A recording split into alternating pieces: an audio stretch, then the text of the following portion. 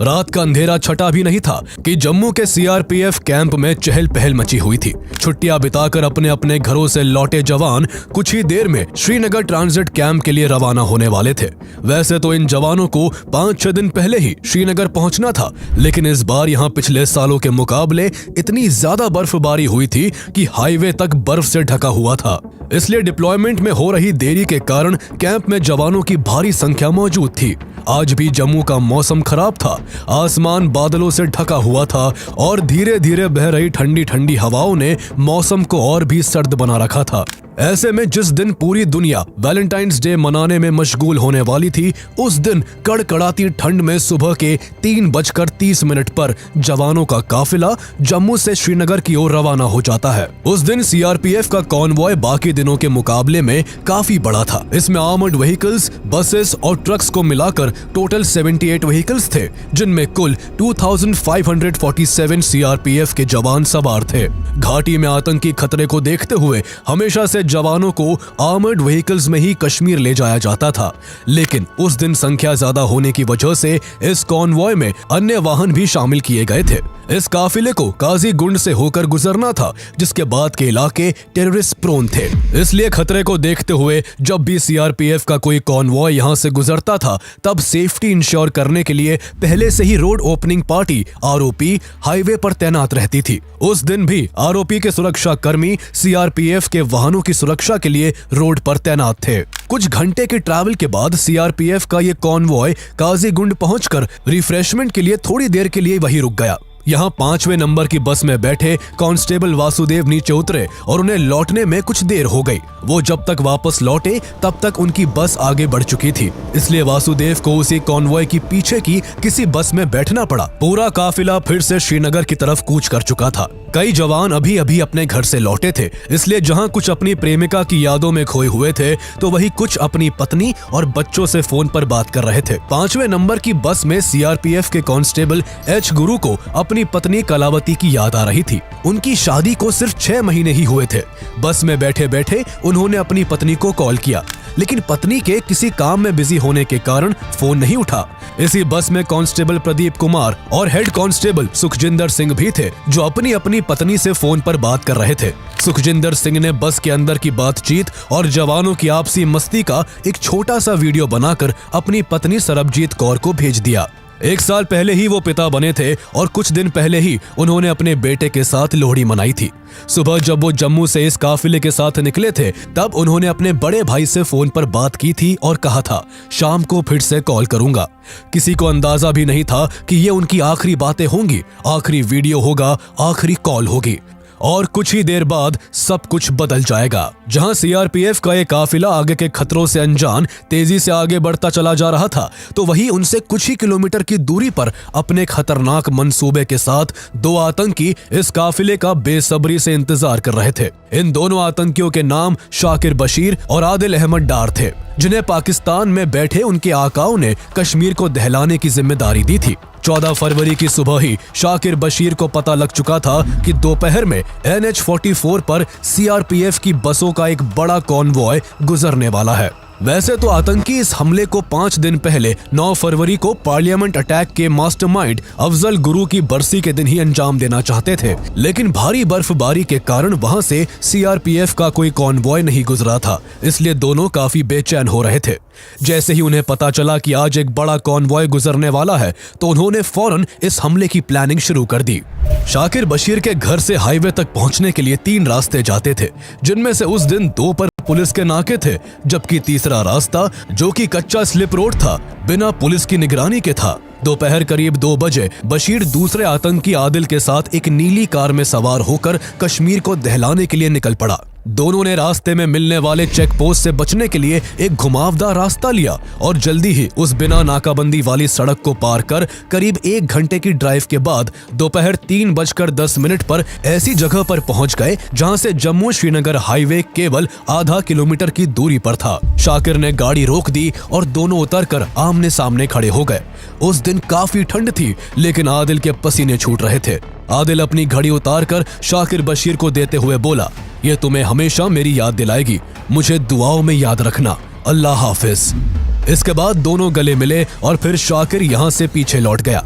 आगे का सारा काम अकेले आदिल को करना था। आदिल ड्राइवर वाली सीट पर बैठा, चाबी घुमाई और 200 किलो RDX से भरी अपनी गाड़ी श्रीनगर हाईवे पर दौड़ा दी। वो अपने साथ एक पिस्तौल भी लेकर चल रहा था ताकि वो इस हमले में अगर नाकाम हो जाए तो पकड़े जाने से पहले ही खुद को गोली मार सके। दूसरी तरफ अब तक CRPF का कॉन्वॉय भी जम्मू श्रीनगर हाईवे से गुजरते हुए पुलवामा डिस्ट्रिक्ट के अवंतीपोरा में एंटर कर चुका था। यहाँ से अब उनका डेस्टिनेशन श्रीनगर मात्र आधे घंटे की दूरी पर था। काफिला अपनी रफ्तार से आगे बढ़ता जा रहा था कि तभी इस कॉन्वॉय के कुछ जवानों ने देखा कि एक नीले रंग की कार तेजी से कॉन्वॉय की बसों को ओवरटेक करते हुए आगे बढ़ रही है। ये वही कार थी जिसे कुछ मिनट पहले आदिल लेकर निकला था। जैसे ही हाईवे पर तैनात रोड ओपनिंग पार्टी के assistant sub inspector Mohan Lal की नजर उस नीली कार पर पड़ी, उन्हें समझते देर नहीं लगी और उन्होंने तुरंत अपनी राइफल उठाई और उसे लोड करते करते कार की ओर तेज दौड़ लगा दी।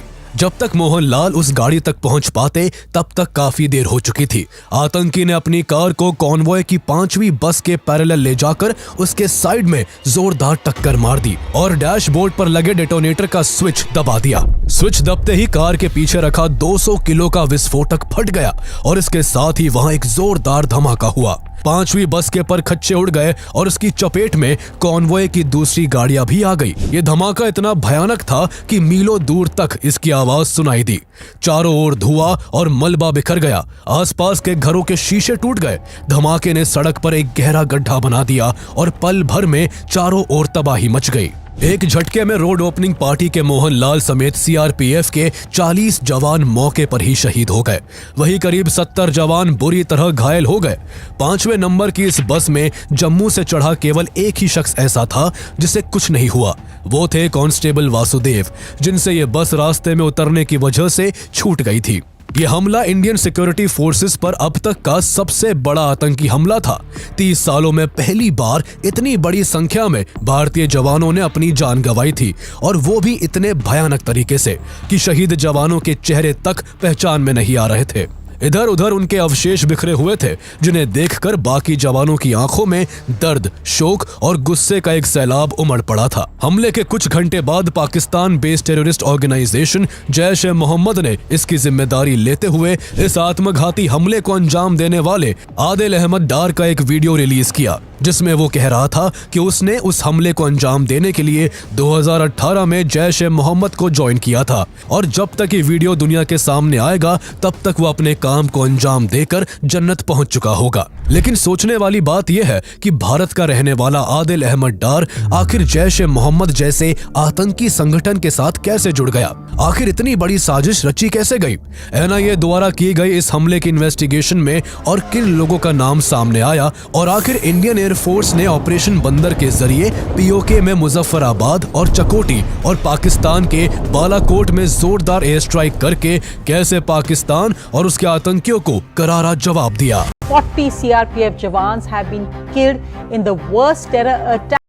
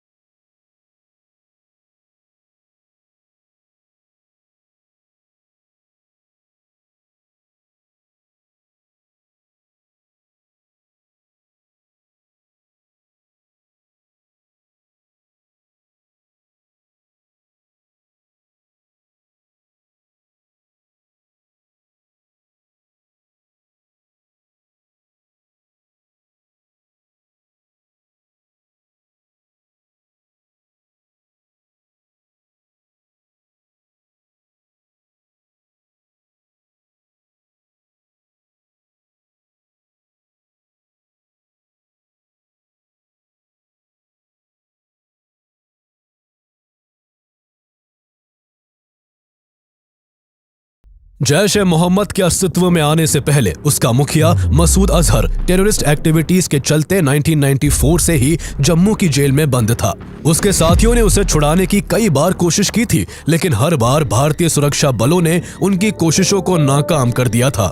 इसी क्रम में 1999 में उसके साथियों ने जम्मू की कोट भलवाल जेल से उसे निकालने के लिए एक सुरंग तक खोद डाली, लेकिन अपने मोटे शरीर के कारण मसूद अजहर सुरंग में फंस गया और पुलिस द्वारा पकड़ा गया। लेकिन कुछ ही महीने बाद 24 दिसंबर 1999 को मसूद अजहर के छोटे भाई अब्दुल रऊफ असगर ने 5 हथियारबंद आतंकवादियों के जरिए पैसेंजर्स और क्रू मेंबर समेत एक